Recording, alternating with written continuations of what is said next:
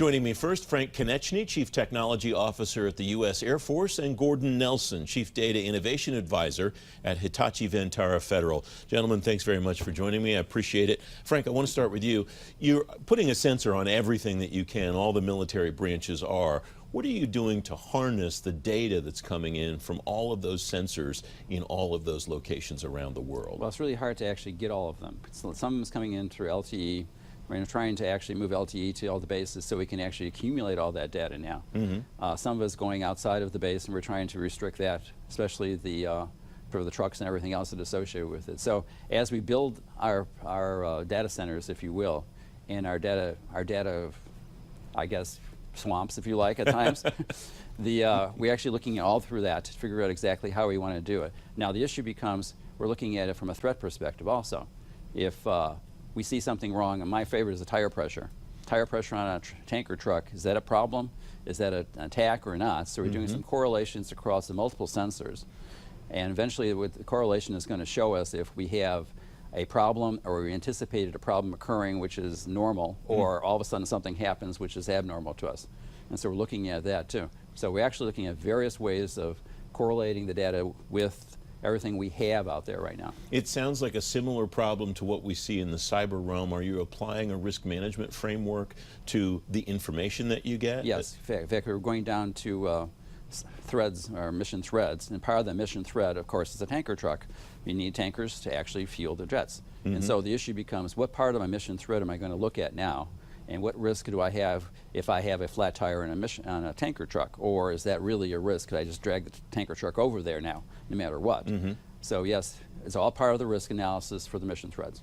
Gordon, are there things that agencies can learn as they're building a data management strategy from the kinds of things that Frank just expressed? Absolutely. What Frank just mentioned with the IoT and varying inputs and sensors, that's a huge part of what you have to watch out for today.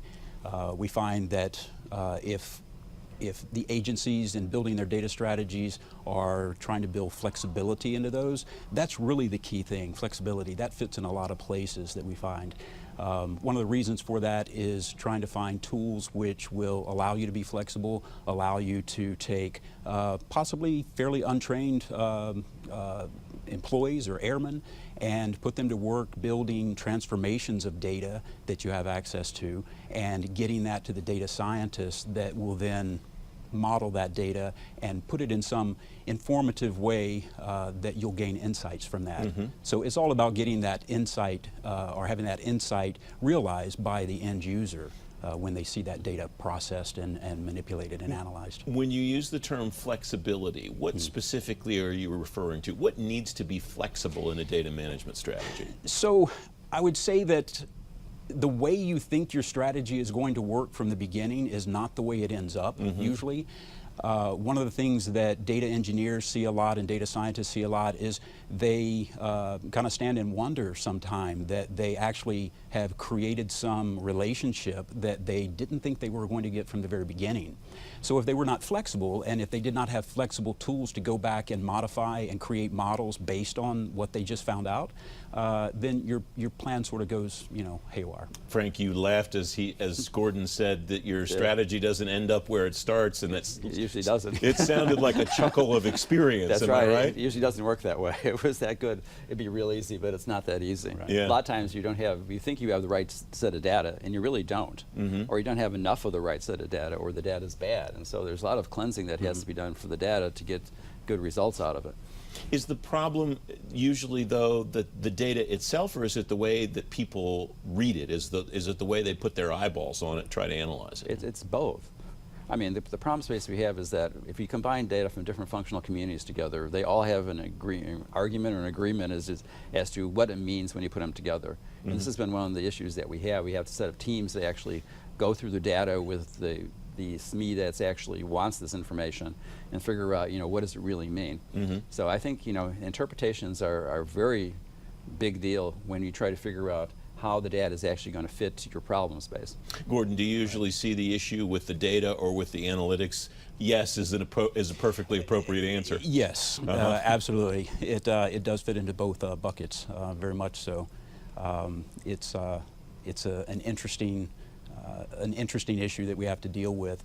One of the things that I think helps to kind of push through that, especially with regard to a data strategy, is if the agency creating that data strategy is interested in bringing the right skill sets to the party. So that data science, which is something that people can kind of look at askew sometimes, but there really is a need for that particular skill set as much as there is for data engineering. One of the things that is impacting people like Frank's world tremendously is the volume of information that's capable, that they're able to collect. Then they have to figure out how they're going to do it, as Frank talked about earlier, and how they're going to then parse it.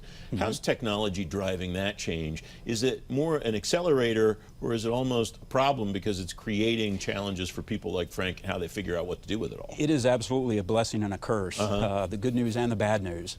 The great news is that the more data you process and therefore get into that analysis pipeline, the more interesting insights you can gain from that. And ultimately, the reason to do this is to get it to the end user, to get it to the warfighter, to get it to the generals, the people making the decisions. Very much, that's the curse and the blessing. One of the things, Frank, that has changed over the last, I'd say, year and a half in particular, in the defense space regarding data and technology is an emphasis on acquisition and changes to the acquisition process, try to make things happen faster. How is all of that potentially impacting your world? Well, we want to get the data. We want to have the data. Okay. So the question becomes, how do you get it, or how do you plan to get it? I think that's been the problem, because sometimes we go to an analysis and we find we don't have the data, or it's not sufficient enough for the analysis we want to do. So we're looking at it from a use case perspective a lot of times. What data? What do I really want to get out of the data? What's my problem space? And then going backwards to acquisition and saying, okay, we have to have that data in this way, because a lot of it is, besides standardization, it's a lot of content that we were missing sometimes, just because of the way we did the acquisition.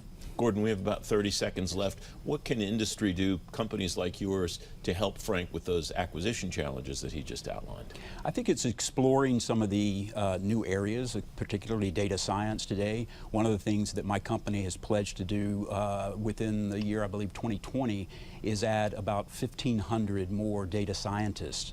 And that's not specifically just in the IT space, it's kind of the operational technology space too. So it starts to incorporate the idea of the sensors and the IoT, also meshing then with the IT side of things that we're normally doing. Gordon, Frank, thanks both very much for joining me. I appreciate it.